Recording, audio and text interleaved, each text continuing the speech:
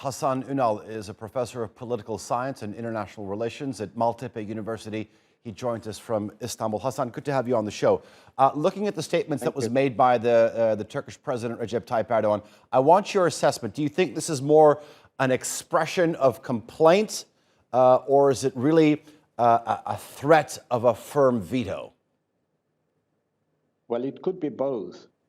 And I think what we are seeing now is presumably heralding what we are going to be seeing more and more in Turkey's relations with its Western partners, particularly within NATO, because NATO is the only platform where Turkey is on an equal footing with its Western partners.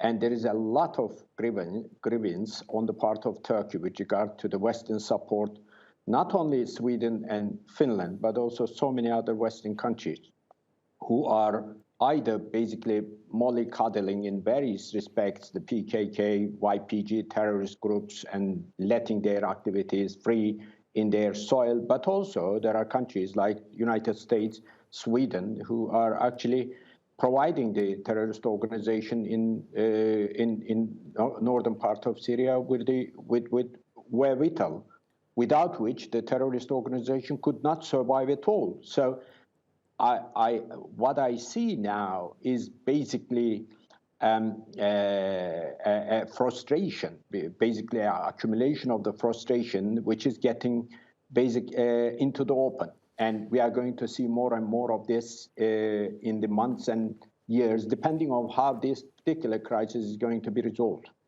Hasan, I'll ask you in just a bit how this crisis plays out. But so you're saying that this actually precedes the potential application of Finland and Sweden, that there's a lot of grievances, and that Ankara has criticized its fellow NATO members for failing to really understand Turkey's national security concerns.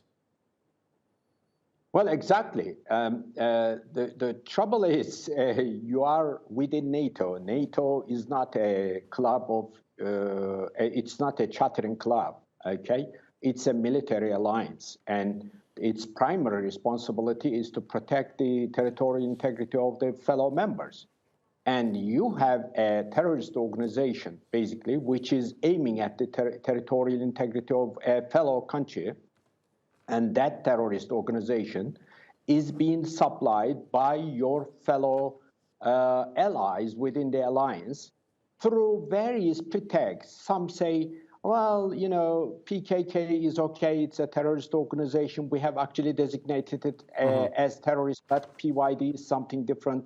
The other day, I said to some of the people, again, I said, if I was a terrorist organization, you know, operating particularly in Europe and the United States on civilian basis, I would be saying to the European and the American governments, oh, please treat me as a terrorist organization as you treat the PKK and the PYD. Okay. Hasan, I don't have a lot of time. I want to squeeze this one question more. Sorry for interrupting you, but here's where I want your analysis. I mean, it is more likely than not that there was going to be some serious negotiations, not only between Turkiye and Finland and Sweden, but also Brussels and Washington. What do you think is actually on the table for discussion? I would think in a smaller context, there would be something like between Turkey and Sweden and Finland, on the other hand. So the two aspiring countries could actually give written guarantees to Turkey that, you know, they have misunderstood this and that, but they are going to change their attitude. But then the problem is going to remain. What are you going to do with the United States, which is also supplying the PKK, PYD in Syria?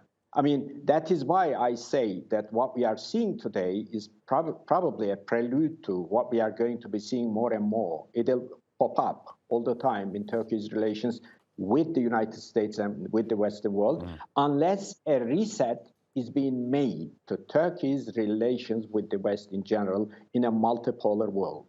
Okay. Hasan Unal, thank you very much for coming on TRT World. I do appreciate your analysis. Thank you. My pleasure.